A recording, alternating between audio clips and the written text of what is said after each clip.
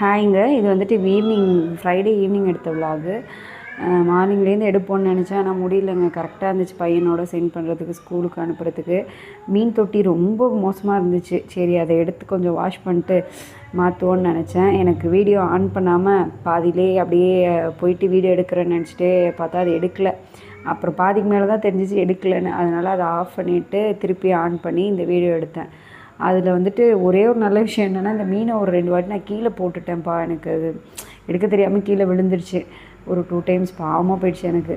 அதுக்கப்புறம் அதை எடுத்து சரி உள்ளே போட்டுட்டு, பொழுதன்னைக்கு வீட்டுக்குள்ளே இருக்கா, சரி கொஞ்சம் நேரம் வெளில இருக்கட்டுமேட்டு ஒரு 15 நிமிஷம் போல் வச்சுருந்தேன். அப்புறம் வீட்டுக்கு வந்து ஃபுட்டெல்லாம் போட்டுட்டு அப்படியே நேராக சாமி கும்பிட போயாச்சு.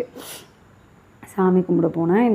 நிறைய பேருக்கு தெரியும் எனக்கு முருகர் ரொம்ப பிடிக்கும்னு சொல்லிட்டு. இந்த இதை பார்க்குறவங்களும் தெரியும். இப்போ கொஞ்ச நாளாக பார்த்துட்ருக்கவங்களுக்கு சேனலை. அதனால் முருகர்கிட்ட வழக்கம் போல் போயிட்டு உட்காந்து பேசிட்டு எல்லாம் அந்த சாம்பிராணி இதெல்லாம் காமிச்சேன். இது வந்துட்டு இப்போ தான் ஃபிக்ஸ் பண்ணேன். அன்றைக்கி தான் ஃபிக்ஸ் பண்ணேன். சரி ட்ரை பண்ணுவோமேனு.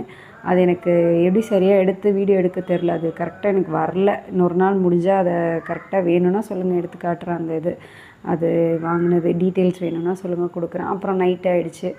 நைட்டு சாப்பாடு மதியானம் என் பையனை வேறு படிக்க வச்சானா, அதெல்லாம் எடுக்கலை.